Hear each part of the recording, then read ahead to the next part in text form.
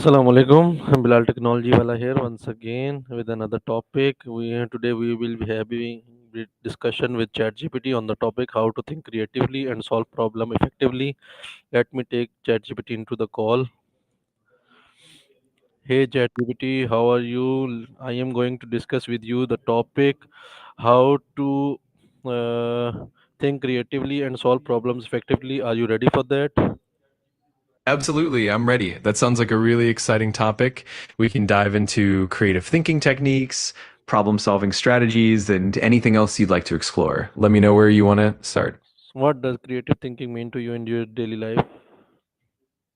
That's a great question. For me, creative thinking is all about approaching problems and challenges from new angles, thinking outside the box, and being open to unconventional solutions.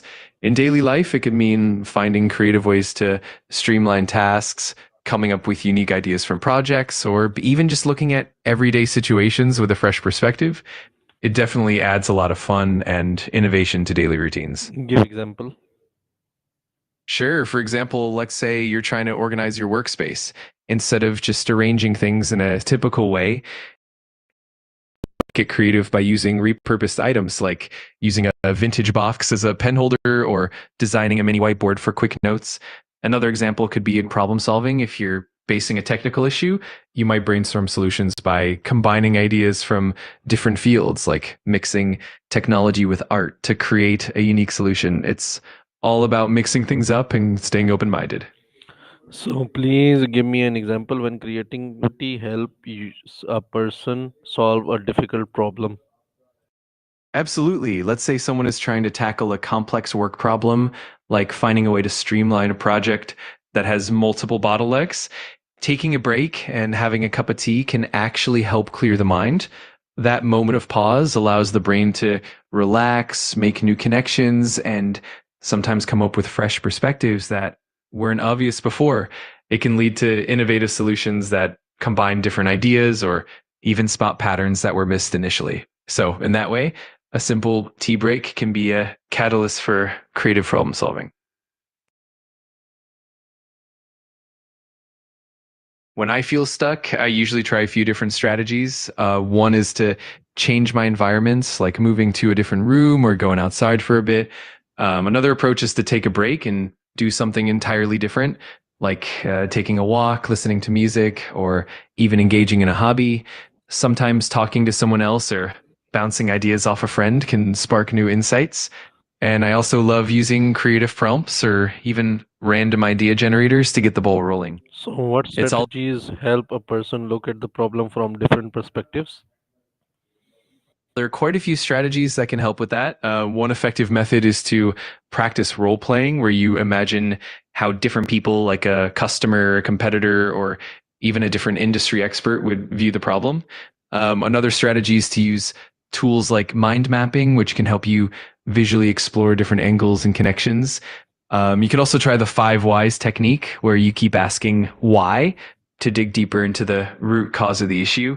And then there's also brainstorming with a diverse group of people, which can bring in a variety of perspectives and ideas. It all helps to break out of your usual thought patterns. Take an example and apply five whys. Absolutely. Let's take a simple example. Imagine a scenario where a team's project is constantly running behind schedule. One, why is the project running behind schedule? Because the team isn't meeting their milestones on time. Two, why aren't they meeting their milestones on time? Because they're facing unexpected technical difficulties. Three, why are they facing unexpected technical difficulties? Because the software they're using has bugs that weren't anticipated. Four, why weren't these bugs anticipated? Because the testing phase was rushed and didn't cover all scenarios. Five, why was the testing phase rushed? Because the project timeline was too tight from the beginning and there wasn't enough buffer for testing. Through this process, we get to the root cause. The project timeline was unrealistic from the start. This insight helps the team adjust their planning and set more realistic timelines in the future. So how do you balance logical thinking and creative thinking? Balancing logical thinking and creative thinking is definitely an art. One approach is to alternate between the two modes. For instance, start with creative thinking to brainstorm a wide range of ideas without judgment, and then switch to logical thinking to analyze those ideas, filter them, and refine them. Another way is to use different environments or times of day for each type of thinking.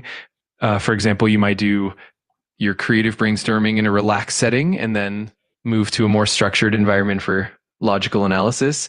You can also blend them by using tools like design thinking, which encourages empathy and creativity in the early stages and then moves into logical refinement. Ultimately, it's about staying flexible and allowing each type of thinking to complement the other. So, in daily routine, take an example for a layman and explain both logical and creative. Sure, let's consider something like planning a family dinner. From a logical thinking perspective, you'd focus on things like creating a shopping list, checking the budget, planning the cooking schedule, and making sure that everyone's dietary needs are met. It's all about efficiency and practicality. On the other hand, creative thinking would come into play when you're deciding on the theme of the dinner, experimenting with new recipes or finding unique ways to present the meal. You might get creative with the table setting or try a fusion of different cuisines. In daily routine, balancing these means you're practical about what needs to be done, but also open to innovation and fun. That way, you end up with a well organized, enjoyable dinner that's both efficient and unique. So, what role does curiosity play in your problem solving process? Curiosity is absolutely key. It drives you to ask questions, explore beyond the obvious, and look for deeper insights.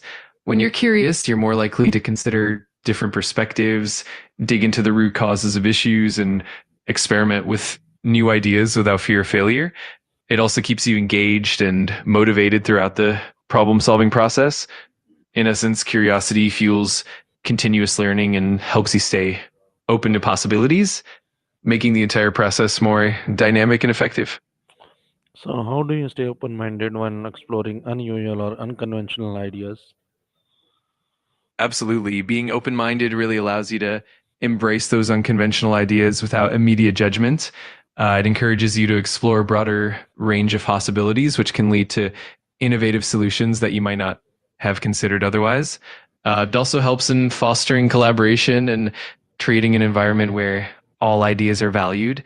In the end, it's that blend of curiosity and open mindedness that often leads to breakthrough innovations and more holistic problem solving. So, what environment or conditions helps you think more creatively? For me, a few conditions really help spark creativity. A comfortable and relaxed environment definitely makes a big difference. Things like natural light, a bit of greenery, and a clutter free space can help. I also find that changing my surroundings, like working in a cafe or even taking a walk, can spark new ideas. Listening to music, especially instrumental or ambient sounds, can also help set the mood. And of course, having a little bit of mental space, like taking breaks or letting my mind wander, helps a lot. Ultimately, it's about creating an atmosphere that feels inspiring and free from distractions. So, how do you break down a complex problem into a manageable steps? Breaking down a complex problem usually starts with clearly defining it so you understand the main goal. Then you can break it down into smaller, more manageable components or sub problems. It helps to prioritize these components based on importance or dependencies. From there, you can tackle each smaller part one at a time, setting specific, achievable objectives for each step. It can also help to create a timeline or a roadmap to keep track of progress. And along the way, continuously review and adjust your approach as needed. This methodical approach makes even the most complex problems feel more achievable. So, please summarize our whole conversation today. Of course, today we explored a bunch of ideas around creative and logical thinking. We talked about how creative thinking involves approaching problems from new angles, staying open minded, and embracing curiosity. We also touched on practical ways to balance creativity with logic, like alternating between brainstorming and analysis. We gave examples like using the five whys technique to break down problems and how curiosity can lead to innovative solutions. We also discussed the importance of environment, like having a comfortable and inspiring space to boost creativity. And finally, we covered how to break complex problems into manageable steps, making them less overwhelming. Overall, it was a really engaging and insightful conversation.